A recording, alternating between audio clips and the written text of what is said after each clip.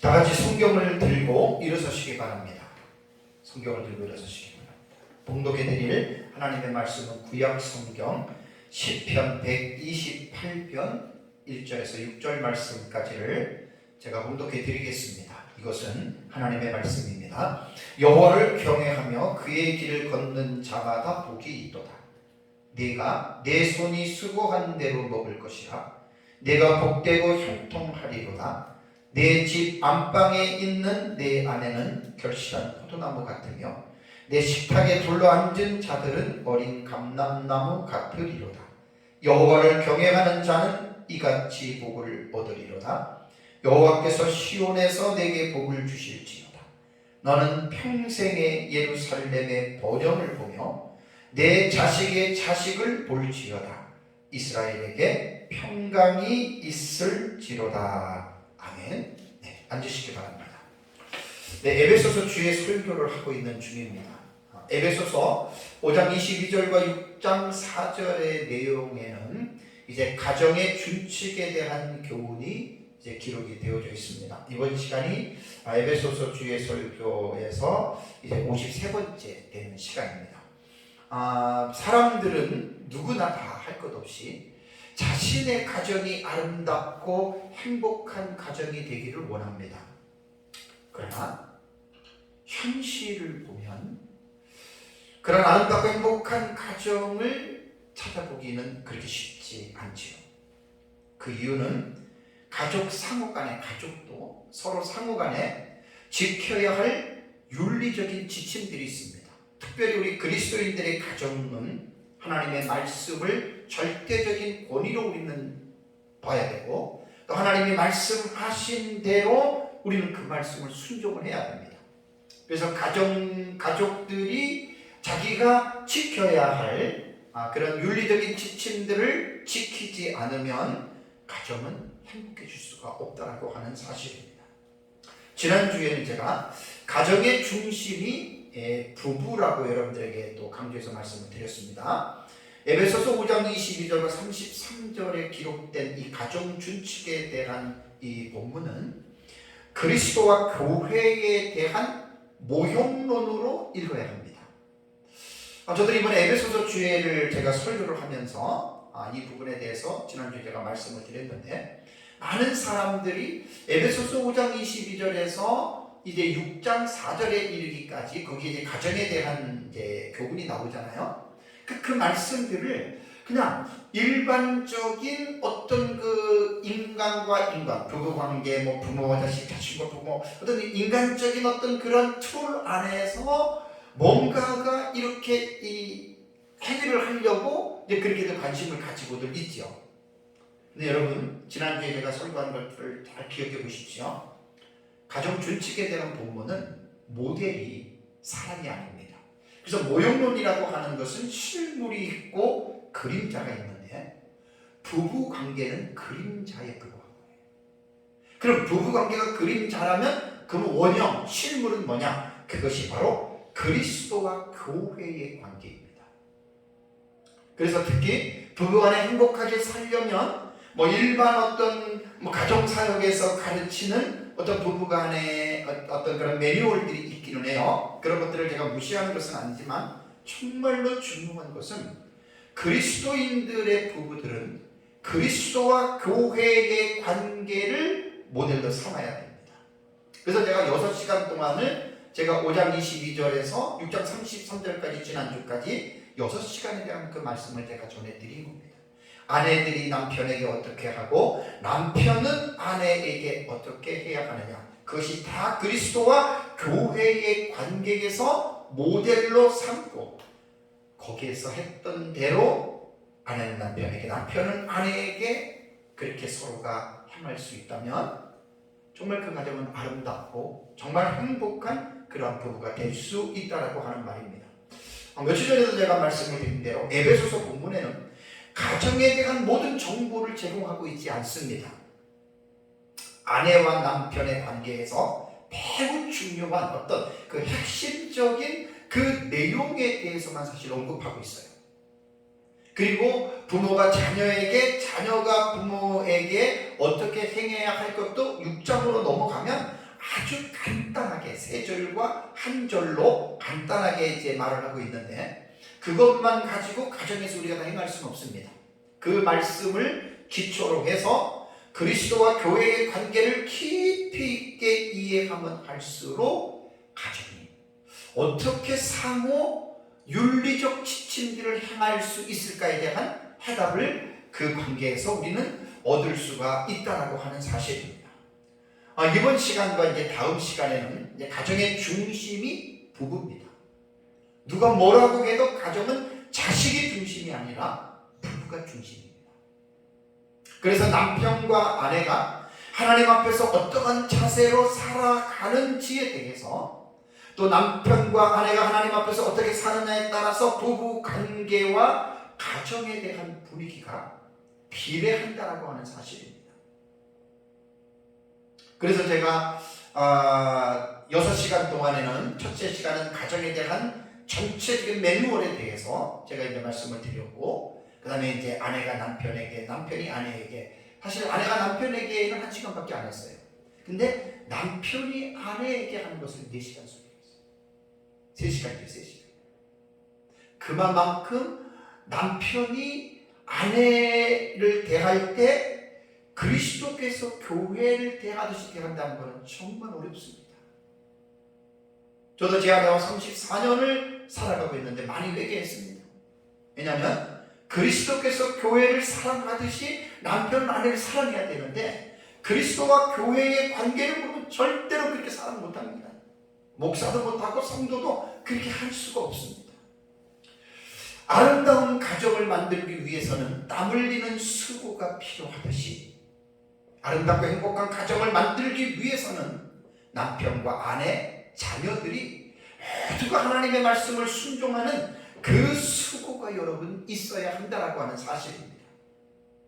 그래서 이번 오전 예배에는 가정의 가장으로서의 남편이 하나님 앞에서 어떠한 자세를 가지고 살아가야 하는지, 또 그리고 그렇게 말씀대로 살아가면 거기에 따른 하나님이 주시는 복이 무엇인지에 대해서 이제 말씀을 가지고 함께 은혜를 나누기를 원합니다.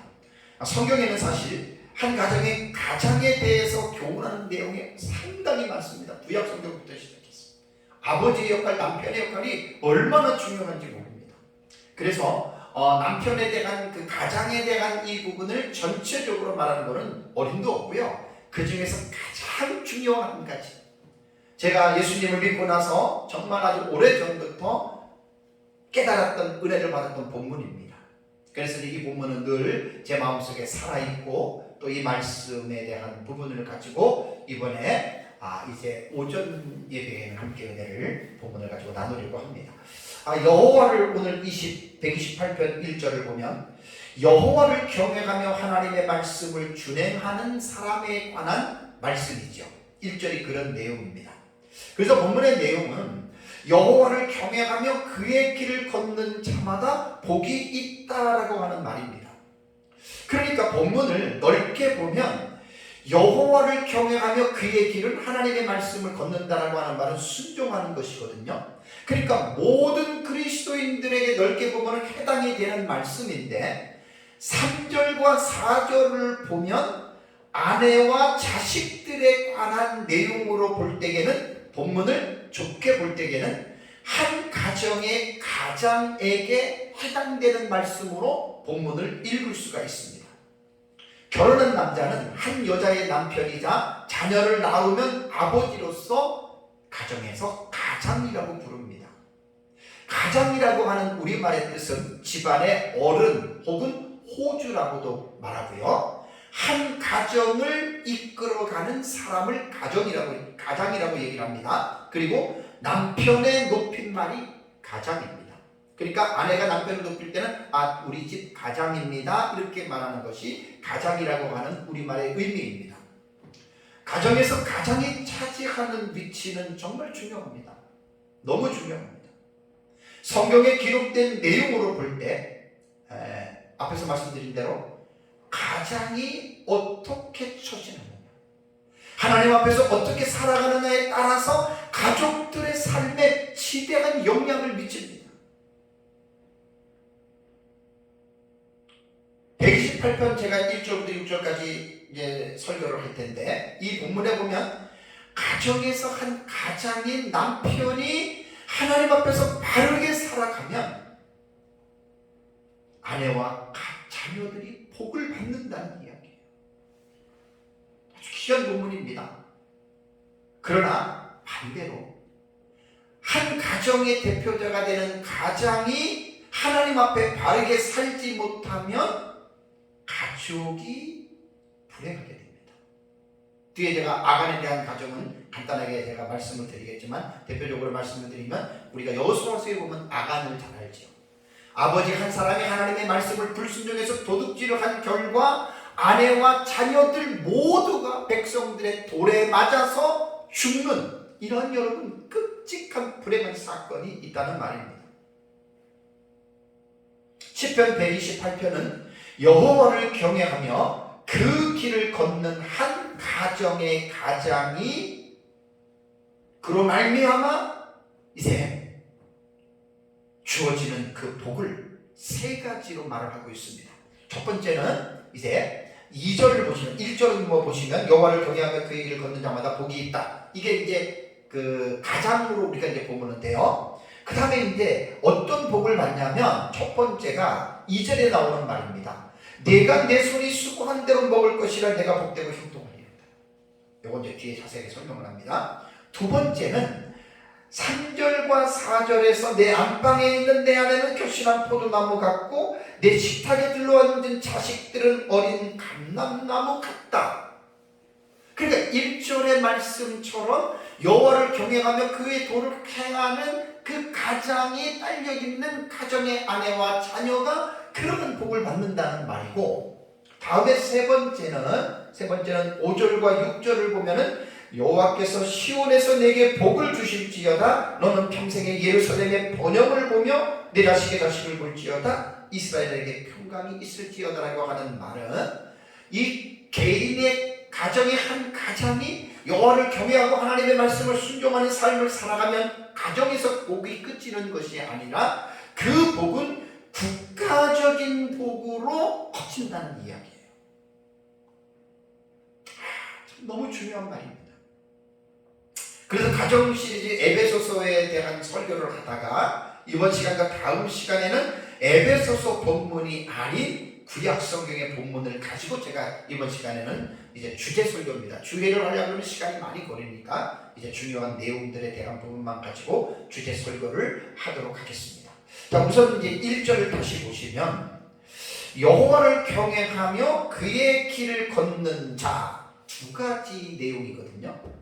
근데 이 두 가지 내용이 상관관계가 아주 밀접한 관계가 있어요. 그러니까 뭐냐면 여호와를 경외하는 자는 그의 길을 걸어간다. 그러니까 그의 길을 걸어간다라고 하는 말은 하나님의 말씀대로 순종하는 삶을 살아간다라고 하는 말입니다. 시편이나 성경에 전체적으로 볼 때 제가 한 5구절의 말씀을 드리는데, 하나님을 경외하는 것과 하나님의 계명이 딱 붙어서 나오는 본문이 꽤 많아요. 시편 119편 63절을 보면 나는 주를 경외하는 모든 자들과 주의 법도들을 지키는 자들의 친구라. 그러니까 하나님을 경외하는 것과 하나님의 말씀을 지키는 것이 분리되지 않죠. 다음에 시편 112편 1절에는 할렐루야 여호와를 경외하며 그의 계명을 크게 즐거워하는 자는 복이 있도다. 128편 1절과 똑같은 구조입니다. 그러니까 여호와를 경외하는 것과 하나님의 계명을 크게 즐거워한다, 지킨다, 이것이 떨어지지 않고 동전의 앞뒤인 것 같다는 이야기예요. 전도서 12장 13절에도 일의 결국을 다 들었으니 하나님을 경외하고 그의 명령들을 지킬지어다. 그러니까 하나님 경외와 하나님의 말씀을 지키는 것이 떨어지질 않잖아요. 전도서 신명기 17장 19절에도 평생에 자기 옆에 두고 읽어 그 하나님 여호와 경외하기를 배우며, 그 다음에 이 율법의 모든 말과 이 규례를 지켜 행하라. 그러니까 경외하는 것과 말씀을 지켜 행하는 것은 떨어지지 않습니다. 이 외에도 성경 곳곳에는 여호와를 경외하는 것과 하나님의 말씀을 지키는 것이 연결해서 뗄래야 뗄 수 없는 아주 밀접한 연관이 있어요. 그래서 여호와를 경외한다 그러면 그 사람은 하나님 말씀을 순종하는 자다.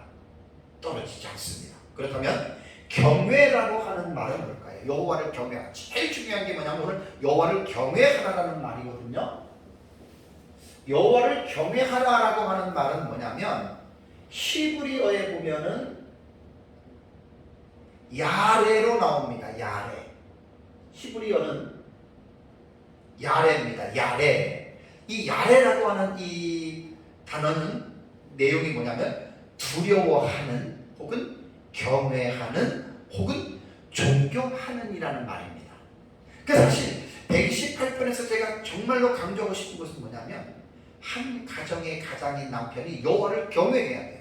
그럼 경외가 무슨 뜻이냐는 거예요. 낱말의 의미를 모르면 경외가 도대체 어떻게 하는 것인지를 모르잖아요. 그러니까 두려워한다라는 말입니다. 이게 두려워한다라는 말과 경외라는 말과 존경한다라고 하는 이러한 의미가 있어요. 그래서 제가 이제 원어 사전도 찾아봤고 이제 우리말 사전 꼭 내가 찾아보잖아요. 우리말에 번역된 경외라고 하는 말은 뭐냐면 공경하고 두려워한다는 말입니다. 그러니까 여호와를 경외한다라고 하는 말은 뭐냐면 하나님을 공경한다. 그럼 공경이 뭐죠? 공경은 남을 대할 때의 몸가짐을 조심스럽게 하면서 그 사람을 받드는 게 공경입니다. 하나님을 이 경외라고 하는 말씀 속에서는 공경이라는 말이 있고요. 그 다음에 여기에서 그 경외라고 하는 말 속에는 두려워함이라는 게 있거든요. 그러니까 이 여호와를 경외한다라고 하는 야레라고 하는 단어는 이제 존경이 경외죠. 그 다음에 두려움을 같이 생각해야 됩니다.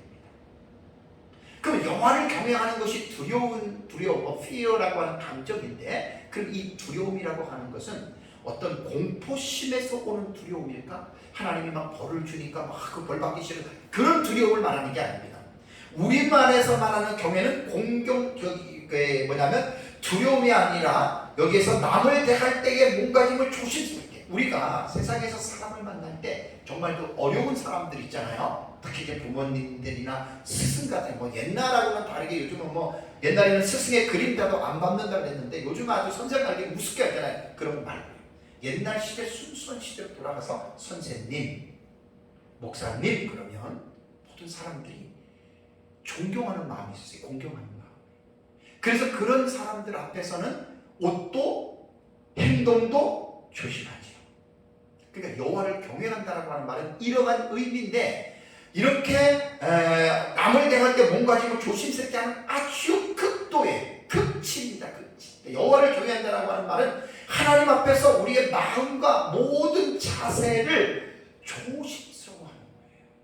그래서 이 조심스러워하는 마음이 두려워하는 그 감정까지 가는 거죠. 그러니까 이 두려움은 공포에서 오는 두려움이 아니라 너무나 하나님을 존경하고 너무나 하나님을 그 받들다가 보니까 거기서 오는 그 두려움을 말하는 거예요. 그러니까 공포의 두려움과는 전혀 다릅니다. 존경의 극치에서 나오는 두려움. 제가 가끔 설교할 때 그런 말을 하잖아요. 하나님 우습게 여기지 말아라. 하나님 절대로 가볍게 여기지 말아라. 하나님 두려워해야 됩니다. 잘못하면 벌 주니까 그런 두려움이 아니라 내가 존경하고 공경하는 그것의 극치에서 나오는 그 두려움이, 그게 바로 경외입니다. 경외.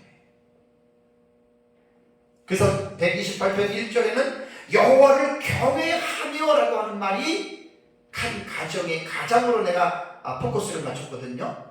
가정의 가장으로서, 아버지로서, 남편으로서 정말 그 사람이 하나님을 두려워하고 하나님을 존경하고 하나님 앞에서 벌벌 떨면서 그 사람이 이 세상을 살아가면서 그리고 하나님의 말씀대로 순종하는 삶을 살아간다면 그러한 남편과 아버지는 복을 받을 수밖에 없다, 그 말입니다. 1절의 말씀이. 그래서 어떤 복을 받냐면 2절을 다시 보시면 내가 내 손이 수고한 대로 먹을 것이라 내가 복되고 형통하리거든. 이제 이런 복을 받는 거예요. 그렇게 여호와를 경외하면서 살았던 남편, 아버지는 자기 손으로 수고했던 대로 먹어요. 본문에서 우리가 유추할 수 있는 내용은 뭐죠? 여호와를 경외하지 않고 하나님의 법을 지키지 않는 자들은 자기 손으로 수고한 열매를 거두지 못한다는 이야기예요. 참 비극이지 않습니까? 열심히 수고했는데 수고의 결과를 내가 차지하지 못한다는 거예요. 성경은 이 사실을 되게 많이 강조하는데 레위기 26장 15절과 16절을 보시면요, 레위기 26장 15절과 16절을 여러분 보세요. 내 규례를 멸시하며 마음에 내 법도를 싫어하며 내 모든 계명을 주행하지 아니하며 내 언약을 배반할진대 내가 이같이 너희에게 행하리니라. 이 말은 뭐냐면 하나님을 경외하지 않고 하나님의 말씀을 불순종할 때 하나님이 내가 너희에게 이렇게 행한다는 거예요. 레위기 26장 16절을 보시면 내가 이같이 너희에게 행하리니 어떻게 하나님이 행합니까? 여호와를 경외하지 않는 사람들에게 행하는 것은 내가 너희에게 놀라운 재앙을 내려 폐병과 열병으로 눈이 어둡고 생명이 쇠약하게 할 것이요 너희가 파종한 것은 헛되리니 너희의 대적이 그것을 먹을 것이니. 그러니까 여호와를 경외하는 자는 자기가 수고한 대로 하나님이 먹게 해줘요. 근데 여호와를 경외하지 않고 하나님의 말씀을 불순종하는 삶을 살아가다 보면 반대로 하나님께서 재앙을 내립니다. 아모스 5장 11절 보세요. 아모스 5장 11절에도 너희가 힘없는 자를 밟고 그에게서 미래 부당한 쇠를 거두었은즉 너희가 비록 다듬은 돌로 집을 건축하였으나 어떻게 해요? 거기 거주하지 못할 것이고, 그 다음에 아름다운 포도원을 가꾸었으나 그 포도를 마시지 못하리라. 세상에서 제일 안타까운 게 뭐냐면 열심히 수고해서 열심히 노력했는데 그 결과를 내가 누릴 수가 없다는 거예요. 얼마나 안타깝습니까? 그러니까 여호와를 경외하는 자는 자기가 수고한 대로 하나님이 먹게 한단 말이에요. 자기가 뿌린 대로 먹게 하는 거예요. 그 외에도 하나님이 복을 주는 거예요. 근데 반대로 여호와를 경외하지 않으면 하나님께서 반대로 재앙을 주십니다. 심지어 성경을 보면 여호와를 경외하지 않고 하나님의 말씀을 불순종하는 삶을 살게 되면 율법에 나와요. 아내도 타인에게 빼앗겨 나라도 멸망합니다. 그러므로 여호와를 경외하고 그 계명을 직접 행하는 자들은 자신이 수고한 대로 정직한 보상을 하나님으로부터 받아 누린다고 하는 것이 하나님이 우리에게 지금 말씀하고 있는 내용입니다. 두 번째, 여호와를 경외하고 말씀을 순종하는 자는 어떤 복을 받느냐? 가정에게 복이 임합니다. 아까 서론에 제가 개략적으로 말씀을 드렸는데 3절을 보십시오. 3절을 보시면 내 집 안방에 있는 내 아내는 결실한 포도나무 같으며, 그러니까 이 말씀을 볼 때 여호와를 경외하는 가장으로 제가 오늘 설교 제목을 잡은 거예요. 여호와를 경외하며 말씀을 준행하는 가장이 받을 복이라고 제가 오늘 설교 제목을 잡았거든요. 여기 보면은 내 집 안방에 있는 내 아내는 결실한 포도나무 같다. 보세요. 포도나무는 이스라엘의 주산물이었고 일상생활을 풍요롭고 가치 있게 해주는 농산물입니다. 농작물입니다. 자, 결실한 포도나무를 생각해 보십시오. 포도가 그냥 열매가 쭉쭉 탐스럽게 열렸고 그 열매를 따먹으면 얼마나 맛이 좋고 한번 생각해 보십시오. 얼마나 여러분 아름다운 광경입니까? 결실한 포도나무가 한 가정의 삶을 풍요롭게 해주고 또 가정의 기쁨과 즐거움을 주듯이 여호와를 경외하는 가장의 아내는 결실한 포도나무와 같다는 것입니다. 그 남편들이 잘 자기 아내를 볼 때 자기 아내가 결실한 포도나무와 같은 그렇게 아름답게 보인다.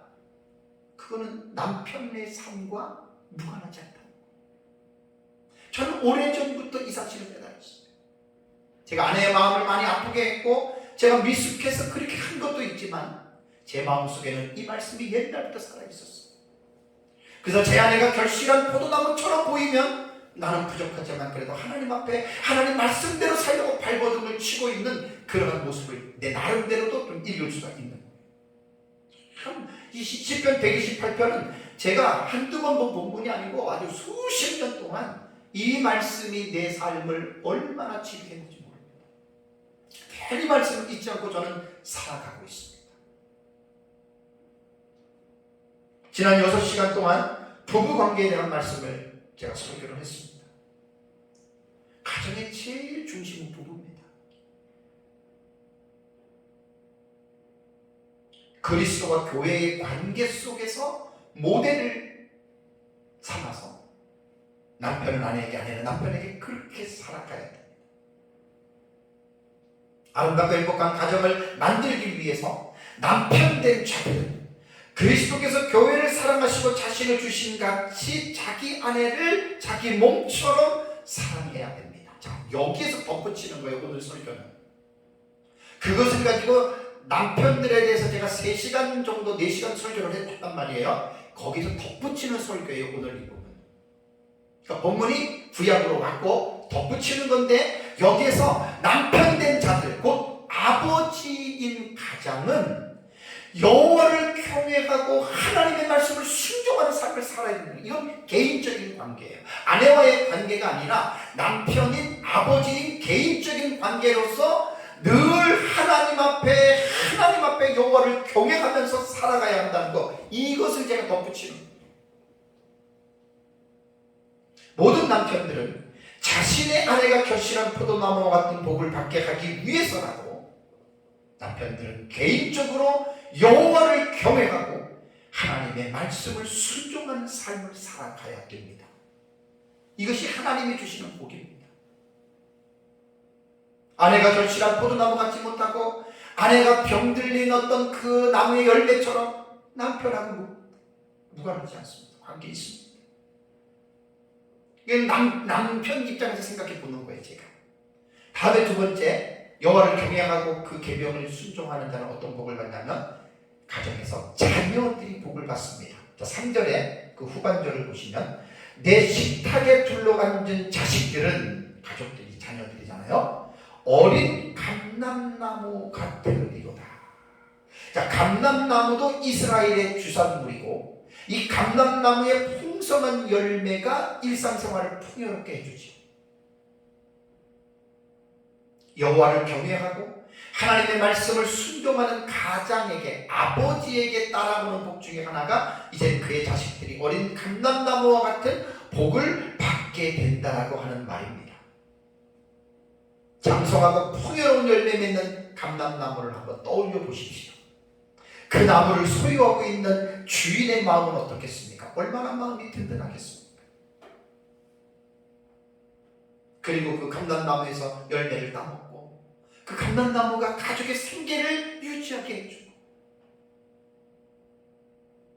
여호와를 경외하고 하나님의 말씀을 순종하는 자녀를 둔 아버지들은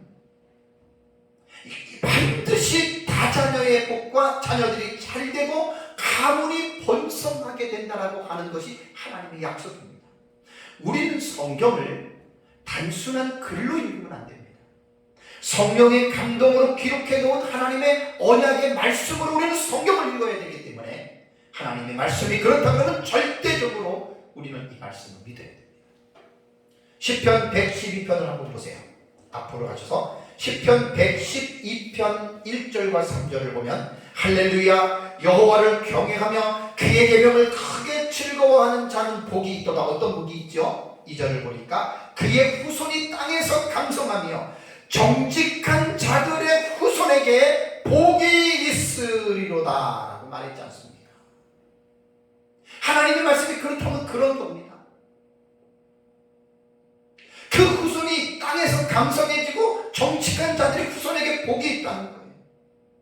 이건 진짜 아버지가 마음에 명심해야 될 말씀들입니다. 오늘 소리. 엄마나 자식의 문제가 아버지의 삶과 무관하지 않다는 거예요. 이게 하나님의 약속입니다. 하나님의 말씀입니다. 그 다음에 시편 103편을 보세요. 시편 103편 17절에 여호와의 인자하심은 자기를 경외하는 자에게 영원부터 영원까지 이르며 그 다음에 뭐라고 했습니까? 그의 의는 어떻게 해요? 자손에게 이르리라는 말이 나옵니다. 자손에게, 손자에게까지, 증손자에게까지. 그러니까 남편으로서, 아내로서 여호와를 경외하고 하나님의 말씀을 순종하지 않을 수가 있겠어요? 아버지 된 자가, 남편 된 자가 하나님 앞에서 정직하지 않고 경외하지도 않고 말씀 불순종하면 그 가정의 아내와 자식들이 어떻게 되겠냐 그 말입니다. 잠언 그 다음에 14장 26절을 한번 보십시오. 잠언 14장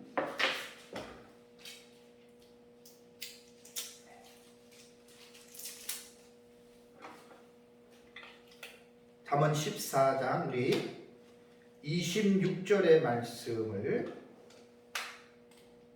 잠언 14장 26절의 말씀을 제가 공독해 드리겠습니다. 여호와를 경외하는 자에게는 뭐라 그랬습니까?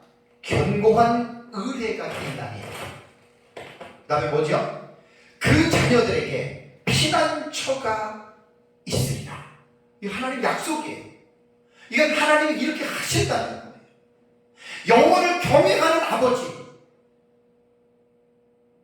그 자녀들에게 피난처 있습니다. 제가 아이들이 셋입니다. 제가 이 말씀을 수십 년 전부터 깨달으면서 제 아내와 우리 아이들을 생각해서라도 제가 정신을 차린 게 한두 번이 아닙니다. 이런 말씀이 생각날 때마다 저는 정신을 차립니다. 아버지 한 사람이 하나님 앞에서 어떻게 사느냐에 따라서 그 결과가 자녀들에게 미친다고 하는, 아버지가 하나님 앞에 바르게 살지 못해서 자식에게 불행하게 될 수도 있다고 하는 말입니다. 저는 많이 부족합니다. 많이 부족합니다.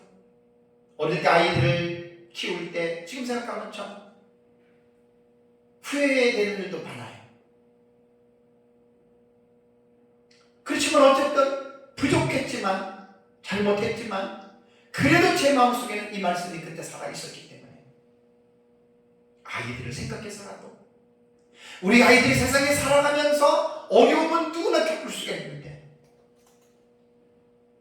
여호와를 경외하는 자에게는 그 자녀들에게 피난처가 있다. 우리가 세상을 살아가면서 얼마나 어려운 일들이 많이 겪습니까? 그때 하나님의 피난처가 필요해요. 하나님의 보호심이 필요합니다. 그 딸들과 아들 하나인데 우리 아이들을 생각할 때마다 제가 제 자신을 채찍질하지 않을 수가 없었습니다. 사람들이 보지 않을 때에 아버지로서 잘못된 행동을 충분히 할 수 있습니다. 인간은 누구나 다 마찬가지입니다. 목사도 마찬가지입니다. 그러나 이러한 말씀을 제가 알았기 때문에 제 자신을 쳐서 복종시키고 우리 아이들을 생각해서, 손자가 셋입니다. 그 손자들을 볼 때마다 할아버지의 삶과 손자들의 삶도 무관하지 않다는 거예요. 가정에 대한 설교를 할 때 말씀을 드렸지만 버지니아 사티어의 말대로 가정은 소주가 없습니다. 그렇게 간단한 공동체가 아닙니다. 아주 복잡하고 매우 깊은 어떤 혼란스러운 공동체가 가정입니다. 가정마다 사람마다 다르고 한 개인의 인격도 다릅니다.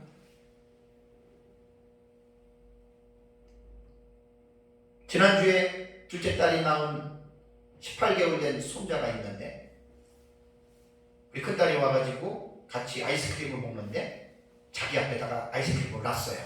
제가 이제 위에 튀어나온 부분을 수저로 탁 치니까 그 18개의 애가 곧바로 숟갈로 탁 치는 거예요. 손대지 마.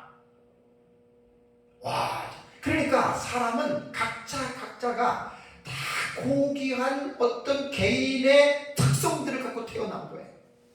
저는 사실 오늘 이 설교가 뭐 남을 위한 설교보다는 제 자신에 대한 설교고 제 자신이 아이들을 기르면서 이 말씀에 의해서 살아왔던 어떻게 보면 내 자신의 간증이기도 해요. 사실은 부족하지만 늘 이런 말씀을 생각할 때마다 우리 아이들 셋을 제가 떠올립니다. 아버지가 여호와를 경외할 때 자녀들에게 견고한 의뢰가 있고 자녀들의 피난처입니다. 큰딸하고 작은딸 시집을 가서 또 아이들 사는 모습을 보면서도 저는 늘 연관지어서 생각합니다. 어렵고 힘들 때에 아이들의 삶을 하나님께서 잘 풀어나가시는 거 보면 정말 너무 감사해요. 세 번째는 여호와를 경외하고 그의 계명을 순종하는 가정. 이러한 사람들이 받는 복은 가정의 복에서 끝나지를 않아요. 자, 4절을 보면은 이제 여호와를 경외하는 자는 이같이 복을 얻으리로다. 앞에서 말한 2절과 3절에 대한 내용을 다시 이제 결론적으로 이제 4절에는 설명을 해준 것이고, 5절에 보니까 여호와께서는 시온에서 내게 복을 주실지어다. 너는 평생에 예루살렘의 번영을 볼 것이다 라는 말이 나오잖아요. 그 다음에 또 6절에는 내 자식의 자식을 볼지어다. 손자에게까지 증손자에게까지 여호와를 경외하는 사람들에게는 하나님이 복을 주신다는 말입니다. 개인과 가정이 누리는 복이 성읍으로 번져요. 더 나아가서는 그것이 국가적으로도 번영과 평강의 복으로 주어진다고 하는 사실입니다. 제가 가정에 대한 설교를 하면서 전에 말씀드린 게 있잖아요. 각 가정이 건강하고 행복하면 가정의 구성원들의 공동체가 사회지 않습니까? 국가이지 않습니까? 그러니까 국가에 소속되어 있는 국민들의 삶의 수준이 곧 가정의 수준이거든요.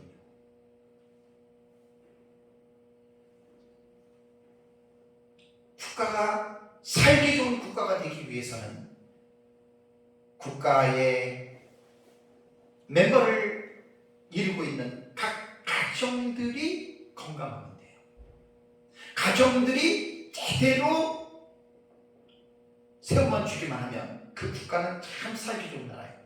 그래서 우리 사회의 어떤 비리라든가 사회에 나타나는 어떤 그런 모습들을 보면 그만큼 우리나라 가정의 실패를 그게 나타내 주는 거예요. 자, 그 다음에 이제 세 번째로 이제 말씀을 이제 본문은 뭐 간략하게 제가 말씀을 드렸고, 세 번째로 말씀을 드리고 싶은 것은 여호와를 경외하는 자들의 특징이 있습니다. 그 여호와를 경외하는 자들은 어떤 특징이 나타날 것 같습니까? 욥기 1장을 보십시오. 욥기 1장 1절을 보면 우스 땅에 욥이라 불리는 사람이 있었는데 그 사람은 온전하고 정직하여 하나님을 경외하여 그랬죠. 자, 욥은 하나님을 경외했던 사람이었는데 그 뒤에 나오는 말이 뭐냐면 악에서 떠난 자더라라는 말이 나오죠. 그러니까 여호와를 경외하는 사람들의 특징은 뭐냐면 악을 떠나는 거예요. 악한 일에 머무르지 않는다는 거예요. 전도서 8장 13절 볼까요? 전도서 8장 13절을 보면 악인은 잘 되지 못하며 장수하지 못하고 그날이 그림자와 같으리니 이는 왜요? 하나님을 경외하지 아니합니다. 악인은 하나님을 경외하는 사람이 아닙니다. 하나님을 경외하는 사람은 욥처럼 악을 떠나게 된다는 거예요. 오늘 사실 오전의 설교가 포커스가 가정의 가장인 아버지와 남편인데 오후에 제가 설교할 여인과 똑같습니다. 남편에게 포커스를 맞추지만 아내도 여기 다 들어가고 모든 그리스도인들이 자녀도 여기 다 들어갑니다. 여호와를 경외하라라고 하는 말은 전체적인 주제입니다. 악인은 하나님을 경외하지 않습니다. 하나님 두려워하지 않습니다. 하나님 말씀 무시합니다. 하나님 말씀 지키지 않습니다. 지 마음대로 지 멋대로 삽니다. 그리스도인들 가운데서 이럴 수 있잖아요. 그리스도인들 가운데서. 그래서 여호와를 경외하지 않는다라고 하는 것은 악을 떠나지 않는 거예요. 악이죠.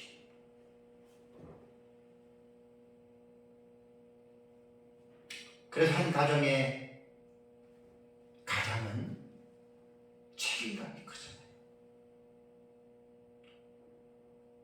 다음에 두 번째 특징이 뭐냐면, 여호와를 경외하는 사람의 두 번째 특징은 여호와 앞에서 살아가는 사람들입니다. 자, 여호와 앞에서라는 말이 있어요. 라틴어로는 코람데오라고 그래요. 코람데오라고. 히브리어에는 어떻게 나오냐면은, 히브리어에는 리프네 야훼로 나옵니다.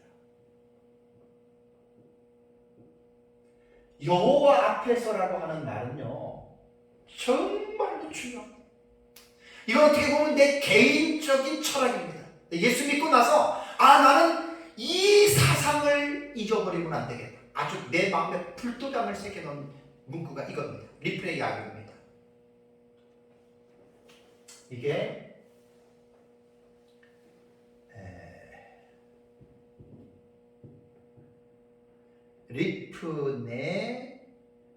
리프네이 야훼라고 하는 말은요, 예호와 아도나이 이렇게도 히브리어를 쓰거든요. 여기에 리프네이라고 하는 이 단어는요, 무슨 단어냐면은 파님이라는 단어입니다. 파님. 이렇게 파님이 무슨 뜻이냐면은 얼굴입니다. 얼굴. 여기 보면 이제 이 예호와 야훼한테 이걸 아도나이 있거든요. 아도나이. 이제 이것은 뭐냐면 요드헤 와우헤, 요 히브리어 작은 네 글자를 신성사문자라고 해요. 이게 바로 하나님을 말하는 단어거든요. 근데 이 단어가 구약 시대부터 이스라엘이 읽어왔는데 중세 시대의 어느 시점에 와서 이 단어를 정확한 발음을 잃어버렸대요. 그래서 유대인들은 성경을 읽다가 우리가 말하는 야훼라고 하는 야훼, 여호와, 아도나이라고 이 단어가 나오면 아예 이스라엘 백성은 읽질 않아요. 하면 넘어가요. 하면 그게 바로 이 단어예요. 요드헤 와우헤, 네 가지 자음, 신성 네 글자, 이렇게 말을 합니다. 왜 그런 줄 아십니까? 그들은 하나님을 경외하는 마음이 뼛속에서부터 있는, 하나님 우습게 여기지 말라는 거예요. 하나님 말도 우습게 하지 마. 그러니까 하나님의 이름조차도 안 부르는. 그러니까 리프네 야훼라고 하는 이 리프네는 파님이라고 하는 단어가 얼굴 복수형이거든요. 단수는 파나예요. 파나. 그러면 뭐냐면 여호와를 경외하는 사람들은 하나님의 얼굴 앞에서 살아간다는 말이에요. 여러분, 우리가 아이들이 방에 문 잠가놨다 그러면 뭔가 좀 자기 하고 싶은 거 하잖아요. 그것은 부끄러운 짓도 하잖아요. 근데 거기에 뭐가 얼굴을 딱 하면 하겠습니까? 안 하겠습니까? 안 하죠. 그러니까 여호와 앞에서라고 하는 이 코람데오, 리프네 야훼라고 하는 이 단어는 뭐냐면 하나님의 얼굴 앞에서 살아간다 그 말입니다. 하나님은 영이시기 때문에 우리 눈에 보이지 않아요. 근데 그 하나님이 늘 나를 보고 있다. 그러니까 나는 늘 내가 혼자 방 안에 들어가서 문 잠그고 있어도 하나님 얼굴 앞에서 나는 있다 그 말입니다. 저의 이것은 귀한 간증이기도 합니다. 제가 예수님을 믿은 지 얼마 되지 않아 신학대학교부터 들어갔습니다. 고려신학교 대학부를 딱 들어갔더니 코람데오라는 말을 교수님들마다 엄청나게 강조합니다. 코람데오. 라틴어로 코람데오 이거거든요. 여기서 코람데오라고 하는 말이 뭐냐면 신전이게, 여호와 얼굴 앞에서입니다. 그러니까 신전의식입니다. 나는 하나님 앞에 항상 있다라고 하는 이 의식을 고취시켜주고 강조해주는 거예요. 그래서 신학교 들어가서 코람데오의 신앙에 완전히 제가 사로잡혔습니다. 정말 두렵습니다. 자, 시편 139편을 볼까요? 자, 시편 139편이 대표적으로 제가 아주 수십 년 전에 거의 뭐 40년 가까이, 제가 예수 믿은 지가 40년인데 한 39년 이상 됐겠죠. 시편 139편을 먼저 4절까지 우리 한번 읽겠습니다. 4절까지 보시면, 여호와여 주께서 나를 살펴보셨으므로 나를 아시나이다. 주께서 내가 앉고 일어섬을 아시고 멀리서도 나의 생각을 밝히 아시오며 나의 모든 길과 내가 눕는 것을 살펴보셨으므로 나의 모든 행위를 익히 아시오니 여호와여 내 혀의 말을 알지 못하는 것이 하나도 없으시리이다. 제가 시편 139편 1절과 4절을 읽을 때 너무나 제가 기절할 것처럼 놀랐습니다. 왜냐하면 예수님 믿기 전에는 뭐 사람 속이는 거 그냥 뭐 속인다고 해가지고 무슨 사실 그런 게 아니고, 학교 다닐 때 선생님한테 조퇴 맞으려면 막 머리 막 비비고 막 만져보라고 이렇게 속이는 그 정도, 뭐 엄마 속이는 거 정도, 그 정도였죠. 그러니까 그런 것들을 천연덕스럽게 했거든요. 저는 표정 싹 바꿔가면서 거짓말하고 이런 것들은 그냥 문제가 되지 않았어요. 그렇게 예수 믿기 전에는 그렇게 청년 시절까지 살았단 말이에요. 근데 예수 믿고 나서 이제 하나님의 말씀을 보면서 이 말씀을 깨닫게 되니까 너무나 내가 두려웠습니다. 여호와여 주께서 나를 살펴보셨으므로 나를 아신다. 어떻게 아느냐? 나의 앉고 일어섬도 알고 멀리서도 나의 생각을 밝히 아시고 나의 모든 길과 내가 눕는 것을 살펴보셨으므로 나의 모든 행위를 익히 아시오니 여호와여 내 혀의 말을 알지 못하는 것이 하나도 없다. 너무나 저는 그때 수십 년 전에 이 말씀을 볼 때 충격을 받았습니다. 이때 제 마음속에는 리프네이 야훼, 여호와 앞에서, 하나님의 얼굴 앞에서라고 하는 코란데오의 사상이 불도저 한번 내 마음에 새겨진 거예요. 지금도 부족하지만 이 코란데오의 의식을 잃지 않고 살아가도록 힘쓰고 있습니다. 그렇다고 내가 코란데오 신앙을 강조한다고 내가 완전한 자라는 말은 아니에요. 코란데오의 신앙을 가지고 살아가도록 힘쓰고 있지만 완벽한 존재가 아니기 때문에 저도 잘못할 수 있고 잘못합니다. 나 자신의 부족과 연합 때문에. 모든 인간은 동일합니다.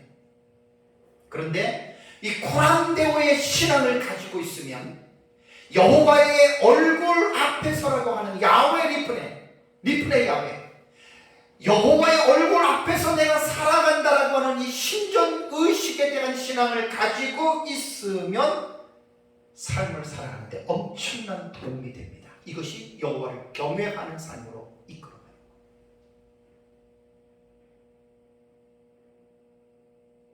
오늘의 주제는 여호와를 경외입니다. 여호와를 경외하는 삶입니다. 그래서 여호와를 경외하는 삶을 이렇게 이제 살아가다 보면은 이제 신전 의식이 생기게 되고, 여기에서 제가 또 깨달은 게 뭐냐면 여호와를 경외하고 신전 의식에 하나님 얼굴 앞에서 사는 사람들은 정직하고 진실할 수밖에 없다는 걸 깨달은 거예요. 그래서 우리 아들 낳았을 때 이름을 정진이라고 지었을 때, 그때 제가 성경을 볼 때 여호와는 정직한 자를 기뻐하시고 진실한 자를 기뻐하시고 정직한 자를 구원하시고 시편 자문에 얼마나 많이 나오는지 몰라요.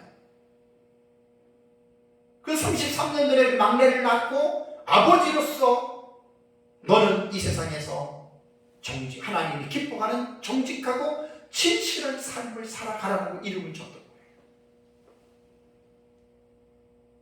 그러니까 여호와를 경외하는 자는 악에서 떠난다 그랬죠?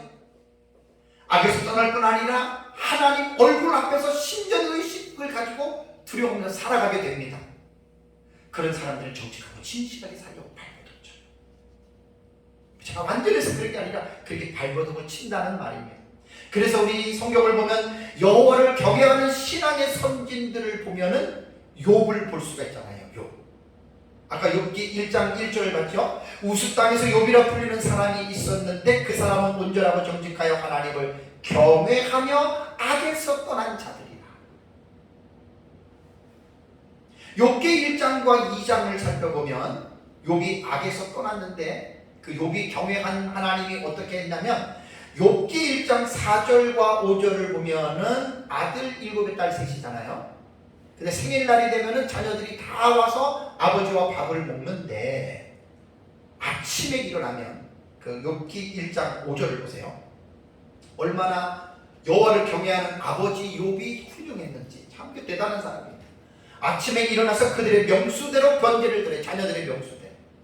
그러면서 뭐라고 얘기를 합니까? 이는 욥이 말하기를 혹시 내 아들들이 죄를 범하여 마음으로 하나님을 욕되게 하였을까 함이라. 욥의 행위가 항상 이러하였다. 여호와를 경외하는 아버지는 자녀들 앞에서 이렇게 산다구나. 우리는 성경을 통해서 이렇게 배우는 거예요. 저도 아버지로서. 우리 아이들이 하나님 앞에 마음으로나 죄를 지면 어떨까? 그래서 그것 때문에 생일날 되면 오면은 자녀들 앞에 이런대로 번제를 드리고 하나님 앞에 예배를 드렸다 그 말이잖아요. 얼마나 훌륭한 아버지입니까? 얼마나 멋있는 아버지입니까? 그러니 자식들이 잘 될 수밖에 없겠죠. 그리고 욥기 1장 8절을 보면 여호와께서 사단에게 이르시되 내가 내 종 욥을 주의하여 보았느냐. 그와 같이 온전하고 정직하여 하나님을 경외하며 악에서 떠난 자는 세상에 없다. 하나님이 사탄 앞에서 욥을 칭찬했다는 말입니다. 그 다음에 욥기 1장 20절에서 22절을 보면 이러한 욥의 가정에 갑자기 엄청난 일이 벌어지죠. 제사장과 자녀 10명이 다 죽었어요. 이거는 오해하면 안 됩니다. 욥이 하나님을 경외하지 않아서 이렇게 산 게 아닙니다. 하나님의 특별 섭리 가운데 욥의 삶하고는 상관이 없는 하나님의 섭리 속에서 일어나는 사건입니다. 이건 시간상 제가 자세하게 말을 제가 드리지 않습니다. 중요한 것은 1장 22절에 이 모든 일에 욥이 범죄하지 아니하고 하나님을 향하여 원망하지 않았다. 여호와를 경외하는 사람은 하나님을 우습게만 하지 않습니다. 다음에 욥기 2장 10절에도 보면은 욥이 이제 몸에 악청이 들었어요. 욥의 부인이 하나님 욕하고 죽으라 그래요. 욥기 2장 10절을 보면 이 모든 일에 욥이 입술로 범죄하지 아니했다. 여호와를 경외하는 사람은 하나님 앞에 죄를 짓는 것을 두려워합니다. 다음에 이제 아브라함은 창세기 22장 12절 보면 창세기 22장 12절 보면은 이삭을 제물로 바치는 사건이 나오죠. 아브라함은 하나님이 드리라는 대로 백세에 얻은 이삭도 번제로 드리려고 칼을 목에 꽂으려고 할 때 창세기 22장 12절에 내가 이제야 내가 하나님을 경외하는 줄을 아노라. 아브라함은 하나님을 경외했던 사람이었습니다. 그리고 이삭, 야곱에서 그 믿음의 후손들이 하나님을 경외하는 삶으로 살아가는 것들로 나옵니다. 다음에 이제 다섯 번째로 말씀드리고 싶은 것은 성경은 무엇을 우리에게 말하느냐? 여호와를 경외하는 삶을 살아가라고 말합니다. 이건 취사 선택이 아닙니다. 구원받은 사람은 여호와를 경외하는 삶을 살아요. 신명기 4장을 보세요. 신명기 4장 10절을 보면 내가 호렙산에서 내 하나님 여호와 앞에 섰던 날에 여호와께서 내게 이르시기를 나에게 백성을 모으라. 내가 그들에게 내 말을 들려주어 그 다음에 그들이 세상에 사는 날 동안 나를 경외함을 배우게 하려 하며 그랬습니다. 그리고 하나님을 경외하는 것을 그 자녀에게 가르치게 하려 하시니라. 이 신명기 나와요. 하나님이 요구하는 거예요. 너희들 나를 우습게 생각하지 마라. 너희들은 나를 경외하는 삶을 살아야 돼. 하나님이 지금 말씀하는 겁니다. 여호와를 경외하는 삶은 취사선택이 아닙니다. 명령입니다. 모든 그리스도인들은 여호와를 경외하는 삶을 애부터 어린이까지 여호와를 경외하는 삶을 살아야 됩니다.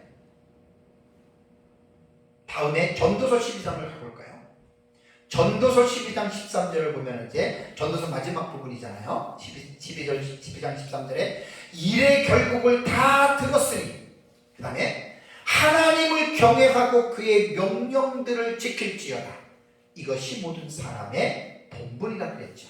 하나님을 경외하고 명령 지키는 게 떨어지지 않아요. 여기에서 사람의 본분이라고 하는 이 말은 콜이라고 하는 이 단어는 모두라고 하는 뜻이고 전체라고 하는 뜻이고 완전함으로 번역이 됩니다. 그러니까 하나님을 경외하고 하나님의 명령을 지키는 삶을 살아가는 것이 사람이 해야 할 의무다. 이 표준세 번역은 이렇게 번역했습니다. 하나님을 두려워하여라. 그분이 주신 계명을 지켜라. 이것이 바로 사람이 해야 할 의무다. 그러니까 교회에서 목회자가 성도들에게 말씀을 가르칠 때 성도들이 하나님을 경외하는 삶을 살아가는 것이, 하나님의 말씀을 순종하는 것이 우리 성도들의 의무다. 아버지와 어머니가 가정에서 자녀들에게 너희는 하나님을 두려워하고 하나님을 경외하는 삶을 살아가라. 이것이 우리가 살아가야 할 의무다. 이것을 가정에서 계속해서 가르쳐야 됩니다. 자녀들에게.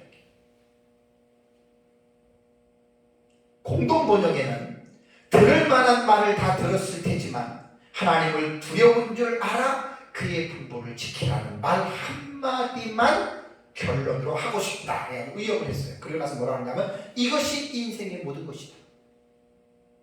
사람의 본분을 공동번역은 이것이 인생의 모든 것이다. 인생이라는 게 뭐냐? 돈 많이 벌고 뭐 성공하고 뭐 누리고 그게 인생이 아니고 여호와를 두려워하면서 여호와를 경외하면서 하나님의 말씀을 지키는 것이, 그것이 인생의 모든 것이다. 그리스도인은 여기에 초점을 맞춰야 됩니다. 오늘날 교회가 성도들에게 뭘 강조해야 되겠습니까? 예수 믿어가지고 예수님 때문에 여러분들 복받고 하고 싶은 거 이루고 여러분들 성취하고 싶은 거 그렇게 가르치면 안 됩니다. 그게 잘못됐다는 것이 아니라 인생의 모든 것은 여호와를 경외하는 것을 가르쳐야 됩니다. 교회와 가정, 여호와를 경외하고 그의 말씀을 지키라. 그것이 인생의 모든 것입니다. 그래서 여호와를 경외하지 않는 자들에게 주어지는 결과는 아간인데 생략하겠습니다. 여리고 전쟁에서 하나님이 전리품 손대지 말라. 아간이 신할산의 외투 한 벌과 금 하나를 탐내가지고 하나님을 경외하지 않고 우습게 하니까 도둑질했잖아요. 그래서 숨겨놨잖아요. 아이성 전투에서 패했습니다. 그 원인이 아간 한 사람의 범죄 때문에 국가적인 위기를 맞은 거예요.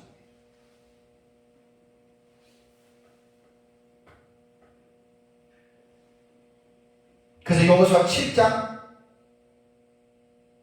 24절을 보면 그의 아들들과 그의 딸들과 그의 소들과 그의 나귀들과 그의 양들과 그의 장막과 그의 속한 모든 것을 이끌고 아골 골짜기로 가서 백성들이 돌로 쳐서 다 죽여버렸어요. 그 돌무덤이 된 그게 아골 골짜기. 두렵지 않습니까, 여러분? 이스라엘 백성들에게 주어지는 경고가 아모스 7장 17절에 이스라엘 백성들이 여호와를 경외하지 않는 삶을 살고 그 다음에 하나님의 말씀을 불순종하면 아모스 7장 17절에 여호와께서 이와 같이 말씀하시기를 내 안에는 성읍 가운데 창녀가 될 것이요 내 자녀들은 칼에 엎드려지며 내 땅은 측량하여 나누어질 것이며 너는 더러운 땅에서 죽을 것이요 이스라엘은 반드시 사로잡혀 그의 땅에서 떠나리라 하셨느니라. 이대로 됐잖아요. 이스라엘 백성들 멸망했잖아요. 왜? 하나님을 경외하지 않고 하나님의 말씀을 우습게 여기고 불순종하니까 722년에 북이스라엘은 아수르의 멸망을 당하고 586년에 남유다는 바벨론에 의해서 멸망당하지 않았습니까? 이게 역사가 우리에게 정확하게 교훈해 주고 있는 사실입니다. 마지막으로 여호와를 경외하는 자들에게 하나님이 어떻게 하십니다? 시편 33편 18절에 여호와는 그를 경외하는 자 곧 그의 인자하심을 바라는 자를 살펴주신다. 자, 얼마나 귀한 말입니까? 시편 34편 7절에 여호와의 천사가 주를 경외하는 자를 둘러 진치고 그들을 건지시는도다. 조건은 여호와를 경외하는 자입니다. 시편 34편 9절에도 너희 성도들아 여호와를 경외하라. 그를 경외하는 자에게는 부족함이 없도다. 여호와 경외해야 합니다. 시편 103편 13절에도 아버지가 자식을 긍휼히 여김같이 여호와께서는 자기를 경외하는 자를 긍휼히 여기십니다. 시편 111편 5절에도 여호와께서 자기를 경외하는 자들에게 양식을 주시며 그의 언약을 영원히 기억하시리로다. 시편 115편 11절에도 여호와를 경외하는 자들아 너희는 여호와를 의지하여라. 그는 너희의 도움이시요 너희의 방패시로다. 여호와를 경외하는 자는 여호와의 도움과 여호와의 방패를 맛볼 수 있다 그 말입니다. 시편 145편 19절에도 그는 자기를 경외하는 자들의 소원을 이루시며 또 그들의 부르짖음을 들으사 구원하시리로다. 잠언 19장 23절에도 여호와를 경외하는 것은 사람으로 생명에 이르게 하는 것이라 경외하는 자는 족하게 지내고 재앙을 당하지 아니하느니라라는 말을 나옵니다. 사랑하는 성도 여러분, 가정은 세상에서 가장 복된 공동체입니다.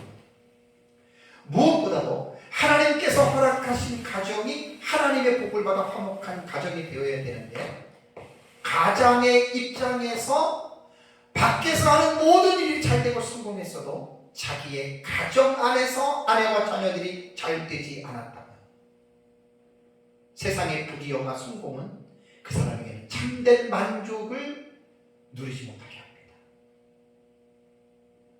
오늘 시편 본문에서 가정의 대표자로서의 가장이 여호와를 경외하며 그의 말씀을 순종하는 삶을 살아갈 때 자신이 수고한 결실되어 먹고 복되고 형통하고 또 자기 가정의 내실에 있는 아내가 포도나무와 같이 결실하고 상에 들려있는 자식들이 감람나무와 같이 복을 받는다는 사실은 하나님의 변함없는 약속이고 언약입니다.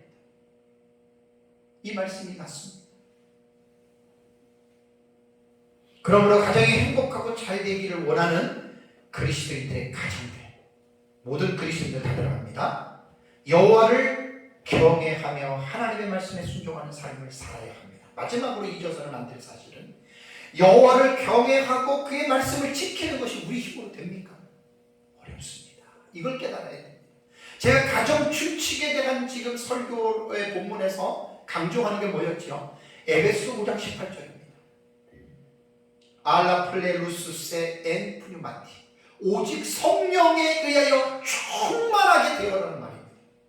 그러니까 성령에 의하여 충만함이 가정 안으로 들어와서 가족들 모두가 성령이 충만할 때 여호와를 경외하는 삶을 살 수 있고 하나님의 말씀을 순종할 수 있는 삶을 살아갈 수 있다고 하는 말입니다. 아름답고 잘 가꾸어진 정원은 그냥 만들어진 것이 아니라 누군가의 땀을 흘리는 수고와 노력을 통해서 아름답고 멋진 가정과 멋진 정원이 만들어진 것 같이 우리의 가정도 아름답고 행복한 가정이 되기 위해서는 오늘 가장의 포커스를 맞추어서 여호와를 경외하고 말씀을 순종하라고 했는데 이것은 아내도 마찬가지고 자녀들도 마찬가지고 모든 그리스도인들이 마찬가지입니다. 그래서 이러한 복된 삶을 살아가시기를 주님의 이름으로 축복합니다. 다 같이 기도하겠습니다.